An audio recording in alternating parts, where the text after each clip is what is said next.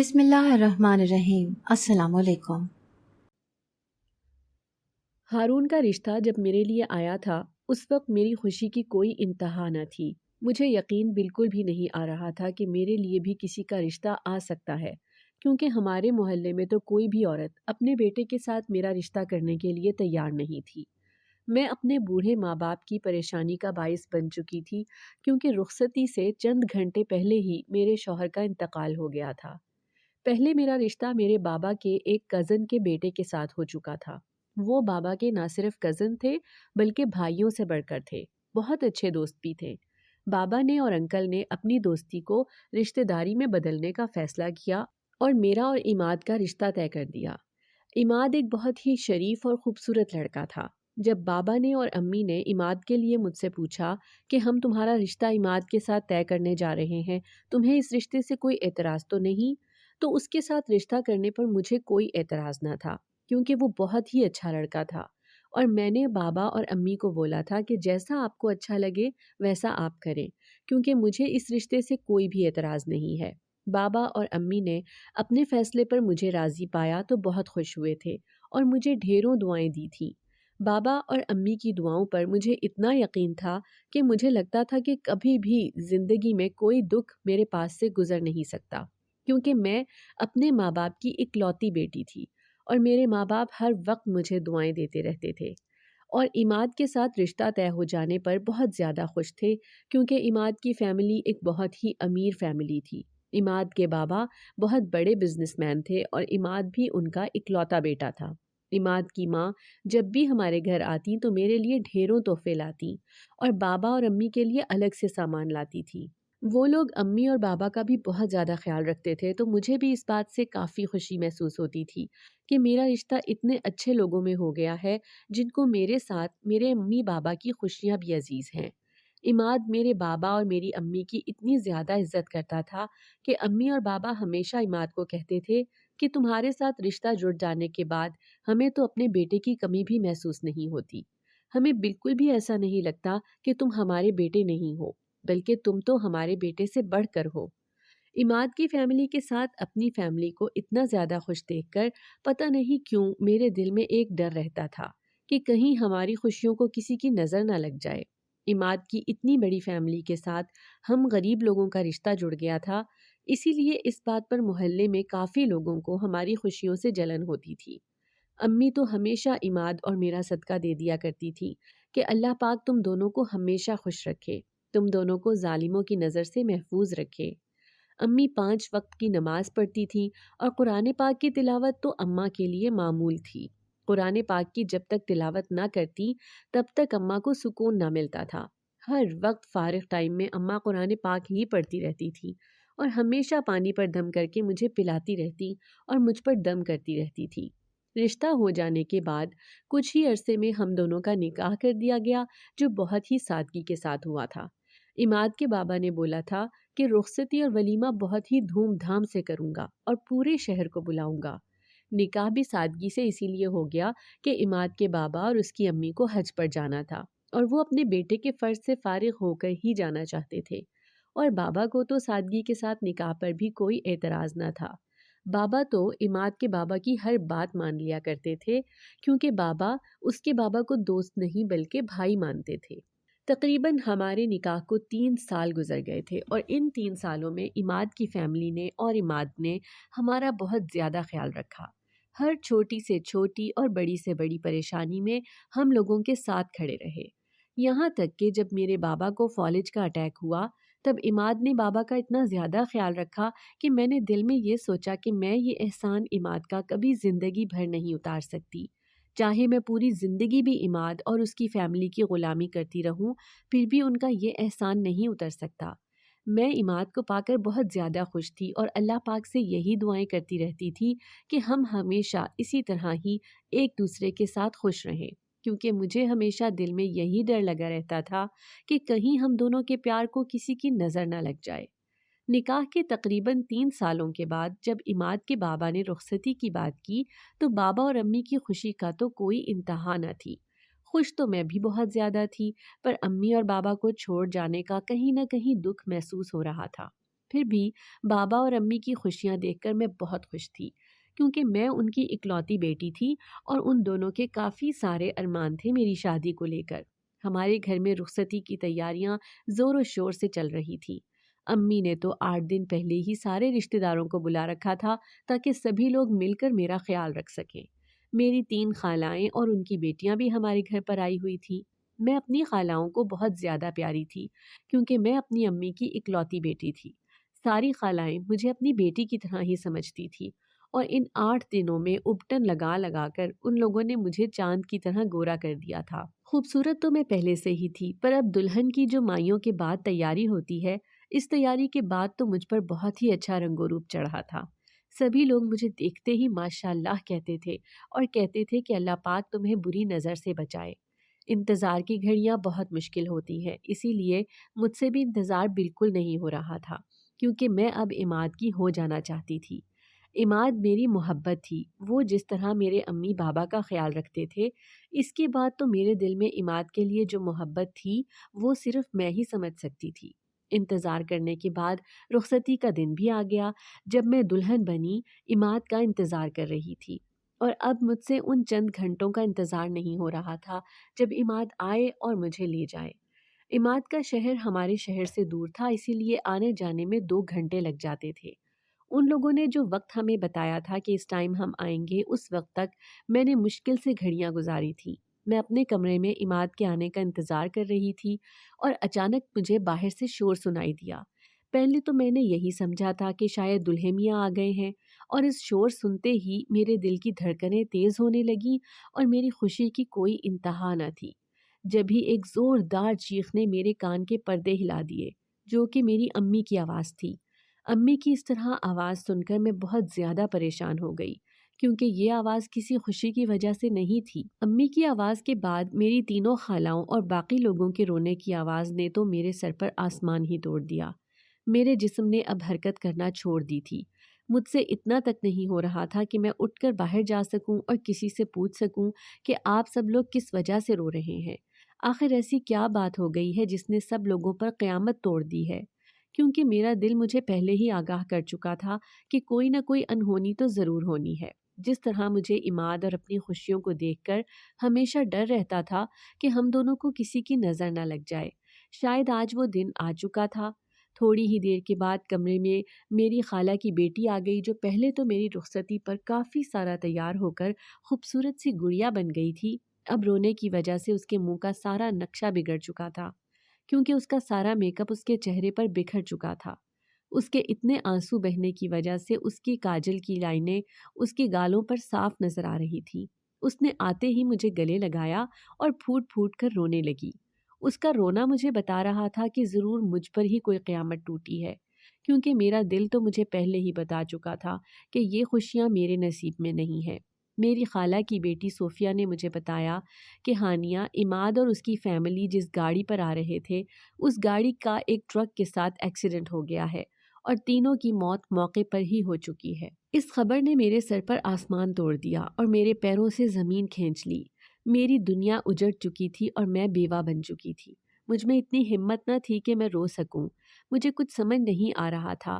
میرے تینوں خالائیں اور میری امی میرے پاس آ کر کھڑی ہو گئیں اور مجھے چلا چلا کر کہنے لگی کہ ہانیہ، تو بیوہ ہو چکی ہے، تمہارا نصیب بدل چکا ہے، تمہاری خوشیوں کو کسی کی نظر لگ چکی ہے، بیٹا تھوڑا رو لے، اپنے دل کا بوجھ ہلکا کر لے۔ ایک دم سے خوشیوں کا ماحول سوگ میں بدل چکا تھا۔ سب لوگوں نے اس بات کو تسلیم کر لیا تھا سوائے میرے، کیونکہ مجھے یقین نہیں آ رہا تھا کہ اتنی جلدی میری خوشیاں مجھ سے کیسے چھن سکتی ہیں۔ عماد کی فیملی کا پیار اور عماد کے ساتھ محبت میں بیتا ہر وہ لمحہ میری آنکھوں کے آگے سے گزر رہا تھا۔ اس سانحے کے تقریباً 3 دن تک ہمارے گھر میں لوگوں کا آنا جانا لگا رہا، پر مجھے کوئی ہوش نہ تھا۔ جب لوگوں کا آنا جانا کم ہوا، تبھی بابا اور امی میرے پاس آ کر بیٹھے اور مجھے گلے لگا کر رونے لگے، اور میں بھی اس دن امی اور بابا کے سامنے پھوٹ پھوٹ کر رونے لگی، کیونکہ 3 دن تک تو مجھے اس بات پر یقین ہی نہیں آ رہا تھا۔ اس کے بعد تو میری ساری جوانی عماد کی بیوہ بن کر ہی گزری، کیونکہ کوئی بھی عورت اپنے بیٹے کا رشتہ میرے ساتھ کرنے کے لیے تیار نہ تھی۔ सब लोग मुझे मनहूस कहकर बुलाते थे और यही सोचते थे कि अगर किसी लड़के का मेरे साथ निकाह या शादी हो गई तो वो लड़का भी मर जाएगा, क्योंकि मैं एक मनहूस लड़की हूँ जिसने अपने शौहर को रुखसती वाले दिन ही खो दिया। मेरी अम्मी और मेरे बाबा मेरे लिए बहुत ज़्यादा परेशान रहते थे कि कहीं ना कहीं मेरा रिश्ता हो जाए और वो लोग अपने फ़र्ज से फारिग हो जाएं, क्योंकि हर माँ बाप की एक ख्वाहिश होती है कि चाहे बेटी बेवा हो फिर भी उसका घर एक बार फिर से बस जाए और वो अपने घर में हमेशा खुश ज़िंदगी गुजार सके। मेरी उम्र 35 साल होने को थी और अब मैं अपनी अम्मी और अपने बाबा के लिए परेशानी का बायस नहीं बनना चाहती थी। मेरी वजह से पहले ही उन दोनों ने काफ़ी सारे दुख झेले थे। अब मैं भी यही चाहती थी कि मेरी कहीं न कहीं शादी हो जाए तो मेरा बोझ अम्मी और बाबा पर से ख़त्म हो जाए। मैंने अपनी दूसरी शादी के लिए काफ़ी सारे वजीफ़े भी किए थे और तहज्जुद में अपने रिश्ते के लिए दुआएं मांगा करती थी, सिर्फ इस वजह से कि मेरी अम्मी और बाबा की परेशानी दूर हो जाए। मैं तो किसी तलाक याफ्ता या फिर किसी बच्चों के बाप के साथ भी शादी करने के लिए तैयार थी। जब हारून का रिश्ता मेरे लिए आया तो फिर मेरी खुशी की कोई इंतहा न थी, क्योंकि हारून मुझसे भी 2 साल छोटा था और वो मुझसे शादी करने के लिए राज़ी था। हारून एक बहुत ही अच्छी नौकरी करता था और बहुत शरीफ लड़का था। वो जब हमारे घर रिश्ते के लिए अपनी माँ के साथ आया था तो वो जिस तरह मेरे माँ बाप की इज्जत कर रहा था और उनके साथ प्यार से बात कर रहा था, तो उस वक्त उसमें मुझे बिल्कुल इमाद ही नज़र आ रहा था।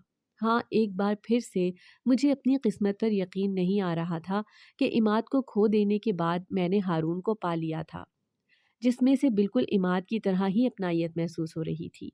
हारून की माँ को इस रिश्ते से कोई भी एतराज़ नहीं था, क्योंकि मेरी अम्मी तो किसी को भी धोखा नहीं देती थी। इसीलिए उन्होंने हारून की माँ को सब कुछ मेरे बारे में बता दिया था कि रुखसती के दिन ही मेरे शौहर का इंतकाल हो गया था। हारून की माँ बहुत ही अच्छी खातून थी, इसीलिए उन्होंने अम्मी को बोला कि ज़िंदगी और मौत तो अल्लाह पाक के हाथ में होती है। कोई किसी रिश्ते में जुड़ जाने के बाद ना किसी ज़िंदगी बढ़ा सकता है और ना ही किसी की ज़िंदगी कम कर सकता है। इसीलिए मुझे इस रिश्ते से कोई भी एतराज़ नहीं है। मुझे आपकी बेटी अपने बेटे के लिए कबूल है। बस चंद ही दिनों में मैं अपनी बहू को यहाँ से ले जाने के लिए आ जाऊँगी। क्योंकि हारून की माँ भी बहुत ही सादगी के साथ सिर्फ निकाह के बारे में ही बोल रही थी कि मैं निकाह के बाद अपनी बहू को इसी दिन यहाँ से ले जाऊँगी, अम्मी और बाबा की परेशानी अब आधी से भी ज़्यादा कम हो गई थी, क्योंकि अब चंद ही दिन रह गए थे शादी में। पहले की तरह तो नहीं, पर फिर भी कुछ तैयारियां तो अम्मी कर ही रही थी। इंतज़ार करने के बाद आखिर शादी का दिन भी आ गया और खैर खैरियत से शादी हो गई और मैं रुखसत होकर हारून के घर चली गई। हारून को अपनी ज़िंदगी में पाकर मैं बहुत ज़्यादा खुश थी, क्योंकि मुझे अब उम्मीद बिल्कुल भी नहीं थी कि इमाद के जाने के बाद मुझे कोई भी खुशी खुशी अपने घर की बहू बनाना पसंद करेगा। हारून ने शादी की रात मुझसे बहुत सारे वादे किए कि वो ज़िंदगी भर मुझे खुश रखेगा और किसी गम को मेरे पास तक न आने देगा। हारून की माँ भी मुझसे बहुत ही प्यार के साथ पेश आती थी। वो बहू नहीं बल्कि मुझे बेटी कहकर बुलाती थी। वो किसी भी काम में मुझे हाथ डालने न देती थी कि तुम मेरी इकलौती बहू हो, मैं तुम्हें घर के कामकाज करने के लिए नहीं लेकर आई। मैं अपनी बहू और इस घर की मालकिन बनाकर लेकर आई हूँ। तुम्हें इस घर के कामकाज की कोई भी फिक्र करने की ज़रूरत नहीं है। यहाँ पर मुलाजमा पहले से ही मौजूद है, तो तुम सिर्फ अपने शौहर का ख्याल रख लिया करो। हारून मुझसे बहुत ज़्यादा मोहब्बत करता था और मैं भी अब उसकी मोहब्बत में गिरफ्तार होने लगी थी। मैं अपनी ज़िंदगी में बहुत ज़्यादा खुश थी और मज़ीद इजाफ़ा मेरी खुशियों में तब हुआ जब शादी के 3 महीने गुजर जाने के बाद मुझे पता चला कि मैं माँ बनने वाली हूँ। अचानक जब मेरी तबीयत ख़राब हुई और हारून मुझे फ़ौरन ही डॉक्टर के पास ले गया और डॉक्टर ने कुछ टेस्ट करवाने के बाद मुझे बताया कि मैं माँ बनने वाली हूँ, तब तो हारून की खुशी की कोई इंतहा ही न थी। ऐसा लग रहा था जैसे उसने कोई पूरी दुनिया फ़तह कर ली हो। वो मुझे कह रहा था कि हानिया, तुमने मुझे ज़िंदगी की सबसे बड़ी खुशी दे दी है। हारून ने मुझे कहा कि हम अस्पताल से वापसी पर पहले मिठाई खरीदेंगे और फिर ही अम्मी के पास चलेंगे, क्योंकि अम्मी भी ये खबर सुनकर बहुत ज़्यादा खुश हो जाएंगी। जो सास मेरी माँ से बढ़कर थी, वो मेरा इतना ख्याल रखती थी, उसको तो वाकई अब बहुत ज़्यादा खुशी मिलने जा रही थी। वो सास जो मेरी माँ से बढ़कर थी, जो मेरा इतना ख्याल रखती थी, उसको तो वाकई में बहुत ज़्यादा खुशी मिलने जा रही थी। मैं अपनी सोच में गुम थी कि मैं अपनी सास की नज़रों में अब पहले से भी ज़्यादा जगह बना लूँगी। पहले हमने मिठाई खरीदी और फिर घर जाने लगे। घर पहुंचकर हारून ने मुझे कहा कि पहले ये खबर मैं ही अम्मी को सुनाऊंगा, और मैं कहने लगी कि नहीं, अपनी सास को ये खबर मैं ही सुनाऊंगी। पर हारून ने मुझे इस बात पर राजी कर ही लिया कि ये खुशी की खबर वही अपनी माँ को सुनाएंगे। हम दोनों जब अम्मी के पास पहुंचे और हारून ने अम्मी को मिठाई खिलाकर बाद में ये खबर सुनाई कि वो बाप बनने वाला है, तो मेरी सास के चेहरे पर अजीब ही परेशानी अयां हो गई। हमने जैसा सोचा था बिल्कुल भी वैसा नहीं हुआ। खुशी के बजाय मेरी सास परेशान हो गई। उसे देखकर तो मैं भी परेशान होने लगी कि आखिर ये खबर सुनकर वो खुश क्यों नहीं हो रही। मेरे शौहर हारून को उनकी माँ ने मुबारकबाद दी, पर इसके बाद वो अपने कमरे में जाकर घंटों वहीं बैठी रही। मुझे समझ में नहीं आ रहा था कि आखिर क्या हो गया। वो इतनी खुशी की खबर सुनकर खुश क्यों नहीं है, और वो परेशान किस बात पर हैं। मैं यही सोच रही थी कि शायद मेरी सास को इस बात का डर है कि बेटी पैदा ना हो जाए, क्योंकि हर माँ की ख्वाहिश होती है कि मेरे बेटे की औलाद बेटा ही हो, और मैं अल्लाह पाक से यही दुआ कर रही थी कि अल्लाह पाक मुझे बेटे की नेमत से ही नवाजना, क्योंकि मैं अपनी सास को किसी भी सूरत नाराज नहीं कर सकती थी। पहले ही मैं एक बेवा थी जिसको उन लोगों ने खुशी खुशी अपना लिया था। अब मैं उन लोगों को किसी भी सूरत नाराज नहीं करना चाहती थी, क्योंकि उन लोगों के मुझ पर बहुत सारे एहसानात थे। मेरा शौहर तो बहुत ज़्यादा खुश था, पर फिर भी मैं अपनी सास की नाराज़गी भी नहीं लेना चाहती थी। मुलाजमा के चले जाने के बाद मैं अपनी सास का पहले से भी ज़्यादा ख्याल रखने लगी थी, क्योंकि उनके खाने पीने और दवाइयों का तो पहले भी मैं ही ख्याल रखती थी। पर फिर भी वो मुझे इनकार कर देती थी कि मुलाजमा घर पर मौजूद है, तुम्हें कुछ भी करने की ज़रूरत नहीं है। पर अब जब मेरी माँ बनने की खबर सुनने के बाद मेरी सास परेशान रहने लगी थी, तो मैं अब उनका और ज़्यादा ख्याल रखने लगी थी। ज़्यादा से ज़्यादा वक्त उनके साथ ही गुजारा करती थी कि शायद किसी भी तरह वो मुझसे राज़ी हो जाएं। मेरा शौहर मेरा बहुत ज़्यादा ख्याल रखता था और मुझे सख्ती से इनकार करता था कि तुम्हें कोई भी काम करने की ज़रूरत नहीं है।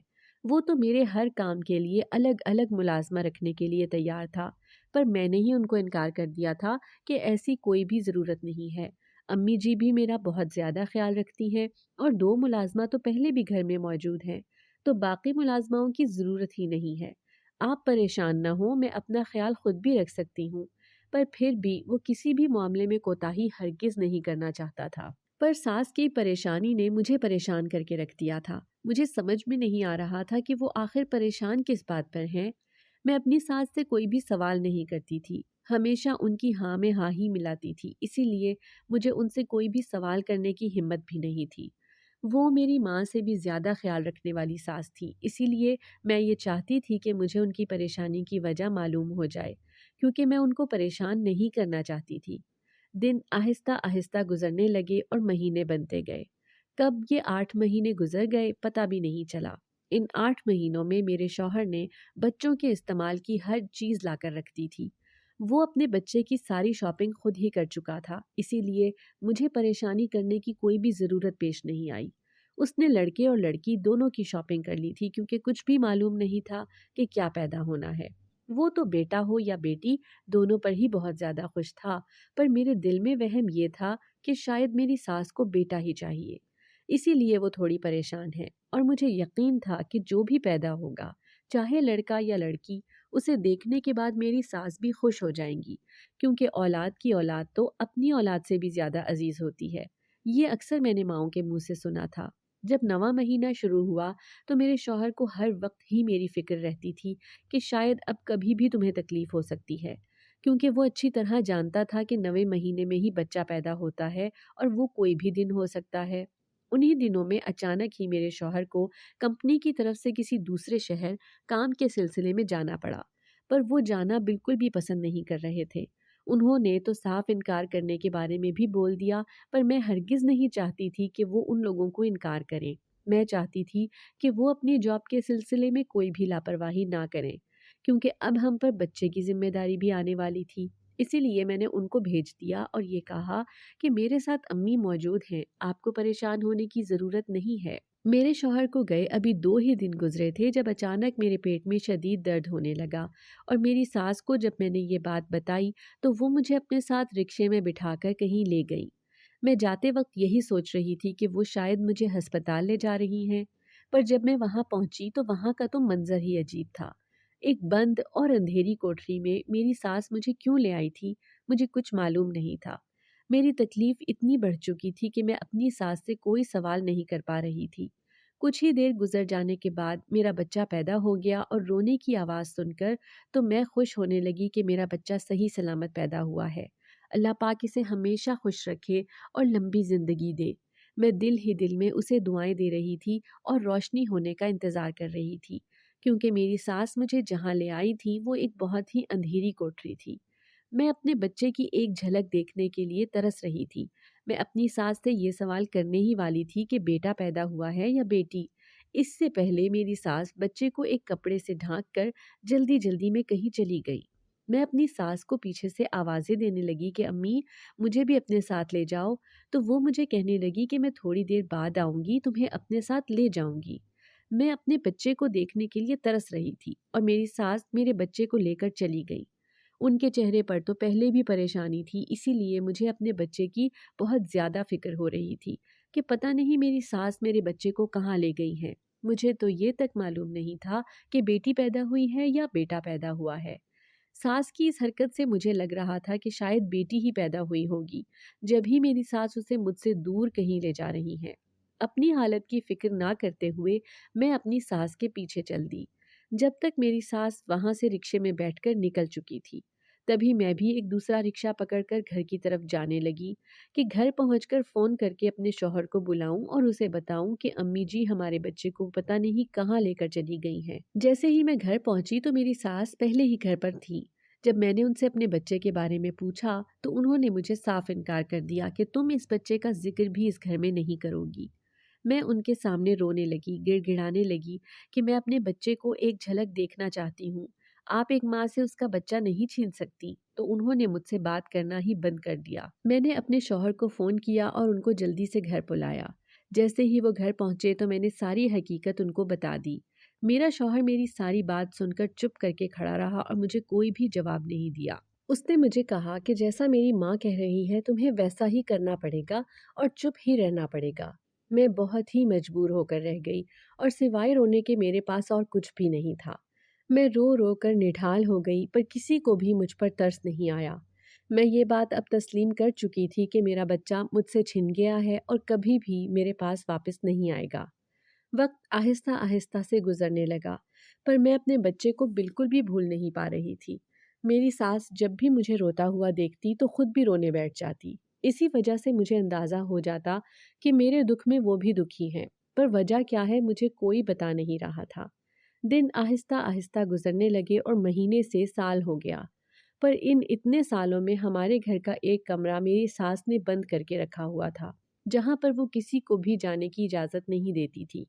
اس بات سے مجھے تھوڑی حیرانی ہوتی تھی، پر میری ساس سے کسی کو بھی کوئی سوال کرنے کی ہمت نہیں تھی۔ اس بند کمرے میں میری ساس تالا کھول کر دن میں 3 سے 4 بار جاتی تھی اور آدھا گھنٹہ تقریباً گزر جانے کے بعد پھر واپس آ جاتی تھی۔ مجھے تو شک ہو گیا تھا کہ وہاں پر ضرور کوئی نہ کوئی راز چھپا ہے، پر مجھے معلوم نہیں ہو سکا تھا کہ آخر کیا بات ہے۔ اس دوران میں نے پھر سے ڈاکٹر کے کافی چکر لگائے، کیونکہ میں ایک بار پھر سے ماں بننا چاہتی تھی۔ میں اپنے پہلے بچے کو کھو چکی تھی، اسی لیے میں اپنی گود پھر سے ہری کرنا چاہتی تھی اور ماں بننا چاہتی تھی، پر میں ہر مہینے ہی مایوس ہو کر رہ جاتی اور رونے بیٹھ جاتی۔ مجھے اپنے بچے سے جدا ہوئے تقریباً 7 سال گزر چکے تھے، اور ان 7 سالوں میں نے ایک لمحے کے لیے بھی اپنے بچے کو نہیں بھلایا تھا۔ ایک دن جب ڈاکٹر نے مجھے کہا کہ تم اب کبھی بھی ماں نہیں بن سکتی، تو میں زاروں قطار رونے لگی اور اپنی ساس کے آگے گڑ گڑانے لگی کہ مجھے اپنے بچے سے کیوں الگ کیا تھا۔ مجھے روتا ہوا دیکھ کر میری ساس بھی رونے لگی اور اپنا برقع پہن کر باہر کہیں چلی گئی۔ اسی وقت میرے دل میں یہ خیال آیا کہ کیوں نہ میں اس کمرے میں جا کر دیکھوں جس کمرے کو میری ساس ہمیشہ تالا لگا کر رکھتی ہیں۔ جب میری ساس کسی کام کے لیے باہر گئیں تو میں نے اس کمرے کا تالا توڑا اور اس کمرے کے اندر چلی گئی۔ جیسے ہی میں اس کمرے میں پہنچی تو یہ دیکھ کر میری جان ہی نکل گئی کہ وہاں پر ایک 7 سال کی بچی موجود تھی۔ میرے دل میں یہ خیال آیا کہ یہ شاید میری ہی بچی ہوگی جس کو میری ساس نے بند کر کے رکھا ہے۔ میں اس کے پاس گئی تو وہ مجھ سے بات کرنے سے ڈر رہی تھی، کیونکہ اس نے مجھے یا میں نے اسے کبھی نہیں دیکھا تھا۔ میں مزید اس سے کچھ بولنے کے بارے میں سوچ ہی رہی تھی، تبھی باہر سے میری ساس کے چلانے کی آواز آئی کہ کس نے میرے کمرے کا دروازہ کھولا ہے، کس کی اتنی ہمت ہوئی کہ میری مرضی کے بغیر اس کمرے میں داخل ہوا ہے، اور وہ دوڑتی ہوئی اس کمرے میں چلی آئی۔ مجھے اس کمرے میں دیکھ کر وہ حیران رہ گئی اور کہنے لگی کہ تم یہاں کیسے آ گئی ہو؟ میں نے اس بچی کو گلے لگا کر اپنی ساس سے کہا کہ یہ میری ہی بیٹی ہے، جس کو آپ نے 7 سال سے مجھ سے جدا کیا ہوا تھا۔ آپ ایک ماں کو ایک بیٹی سے کیسے جدا کر سکتی ہیں؟ آپ کو مجھ پر رحم کیوں نہیں آیا جو 7 سال مجھ سے میری بیٹی کو جدا کیے رکھا؟ میری ساس بھی میری بات سن کر رونے لگی اور مجھ سے کہنے لگی کہ بیٹی، میں تو تم سے اپنی اولاد سے بھی زیادہ پیار کرتی ہوں۔ تم میری اکلوتی بہو ہو، میں تمہیں کسی بھی صورت تمہارے بچے سے الگ نہیں کرنا چاہتی تھی۔ آج میں تمہیں یہ ساری کہانی سناتی ہوں کہ میں نے تم سے تمہاری بیٹی کو الگ کیوں کیا۔ میری ساس نے مجھے بتایا کہ ان کا بیٹا ہارون جب 16 سال کا تھا تبھی اس کی طبیعت اچانک بگڑنے لگی اور وہ عجیب عجیب قسم کی حرکتیں کرنے لگا۔ کافی سارے ڈاکٹروں کے پاس جانے کے بعد ہمیں پتہ چلا کہ اس پر کسی بھی بیماری کا اثر نہیں ہے، اور محلے داروں کے کہنے پر میں اسے ایک عامل بابا کے پاس لے گئی، جہاں مجھے پتہ چلا کہ اس پر ایک جن زادی نے قبضہ کیا ہوا ہے اور وہ اس سے کبھی بھی الگ نہیں ہونا چاہتی۔ اس عامل بابا کی طاقت میں اتنا تو اثر تھا ہی کہ اس نے ہارون کے جسم سے اس جنزادی کو نکال دیا اور اس کو ہمیشہ کے لیے اس سے الگ کر دیا۔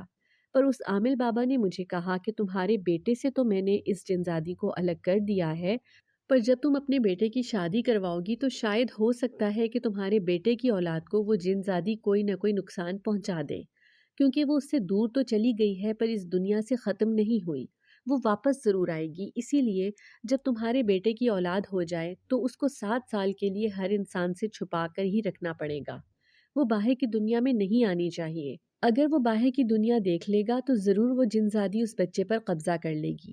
اسی لیے میں اس بچی کو تم لوگوں سے یا پھر اس دنیا سے چھپا کر رکھنا چاہتی تھی، کیونکہ مجھے اس کی جان عزیز تھی۔ میں نہیں چاہتی تھی کہ میری بہو اور میرے بیٹے کی خوشیاں ختم ہو جائیں اور اس بچی کو کچھ ہو جائے۔ میں تم دونوں کی دشمن نہیں ہوں، میں تو تمہیں اپنی بیٹی سمجھتی ہوں۔ میں تم سے تمہاری اولاد کو کیوں جدا کروں گی؟ بس عامل بابا نے مجھے یہ بات تم لوگوں سے چھپانے کے لیے بولا تھا۔ جب تم امید سے تھی تب بھی میں عامل بابا کے پاس کئی چکر لگا چکی تھی، پر انہوں نے مجھے اس مسئلے کا کوئی حل نہیں بتایا اور یہی کہا کہ 7 سال کے لیے بچی کو سب سے چھپا کر رکھنا ہے۔ آج 7 سال مکمل ہونے کو تھے، اسی لیے میں اس عامل بابا کے پاس چلی گئی تو انہوں نے بھی مجھے اس بچی کو اب باہر نکالنے کی اجازت دے دی ہے۔ میں نے اپنی ساس کا بہت شکریہ ادا کیا، کیونکہ میں نے تو ان کو دشمن سمجھا تھا، پر وہ میری دشمن نہیں بلکہ میری خیر خواہ تھی۔ اس کے بعد میری بیٹی اس کمرے سے باہر نکل آئی، جس کے ساتھ اب ہم سب گھر والے بہت خوش تھے۔ 7 سال چونکہ ہماری بیٹی ہم سے جدا رہی تھی تو اس کو ہم سب لوگوں کو اپنانے میں تھوڑی پریشانی ہوئی، پر پھر بھی اس نے ہم سب کو اپنا ہی لیا اور بہت خوش زندگی گزرنے لگی۔ اگر آپ کو ہماری آج کی کہانی پسند آئی ہے تو اسے لائک کریں، شیئر کریں اور چینل کو سبسکرائب کرنا مت بھولیے گا۔